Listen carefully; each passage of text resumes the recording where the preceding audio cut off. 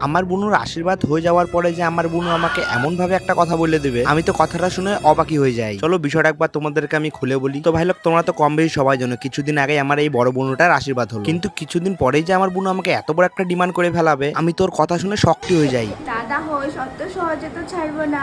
এবার তো বোধহয় আমার বাচ্চাটা অনেক মুশকিলই আছে। এখন সত্যি কথা বলতে ভয় তো আমারও লাগছে যে আমার বুনু আমার উপরে কি ডিমান্ড করবে। এখন যদি আমার বুনু আমাকে বলে আমাকে রানীর মতন সাজাই দেয়, তাহলে যে আমার কি অবস্থাটা হয়। আর সত্যি কথা বলতে আমার বুনুর মনে তো এখন এরকম অবস্থা। কিন্তু বন্ধুরা যাই হোক, বড় বুনু হয় আমার, ডিমান্ড করুক চাই না করুক, আমি কিন্তু আমার বড় বোনকে খালি হাতে কখনো ছাড়বো না। কিন্তু বন্ধুরা বিষয়টা হচ্ছে এই প্রকারের, আমার পকেটে তো এখন পয়সাই নেই, আর অনলাইন থেকে সেরকম একটা আর্নিংও হচ্ছে না। এখন তোমরা বলতে পারো দাদা তোমার তো এত ফলোয়ার্স, তোমার তো টাকা ঢোকার কথা অ্যাকাউন্টে, কিন্তু ভাই লোক বিষয়টা হচ্ছে এই প্রকারের, আমরা যতক্ষণ প্রমোশন করবো না ততক্ষণ আমাদের অ্যাকাউন্টে কোনো টাকাই আসবে না। আর আমি কখনো খারাপ জিনিসকে প্রমোট করি নাই। সত্যি কথা বলতে বন্ধুরা, আমি যদি জুয়া প্রমোট করা শুরু করে দিতাম, তাহলে বোধহয় আমার বুনুর বিয়ের জন্য আমাকে এতটা পরিমাণে ভাবতে লাগতো না। সত্যি কথা বলতে বন্ধুরা, আমি কখনো চাই নাই যে আমি কোনো খারাপ জিনিসকে প্রমোট করবো। যাই হোক বন্ধুরা, দেখা যাক আমার বুনু যে আমার উপরে কি ডিমান্ড করে। দেখা হচ্ছে নেক্সট পার্টে। Thanks for watching.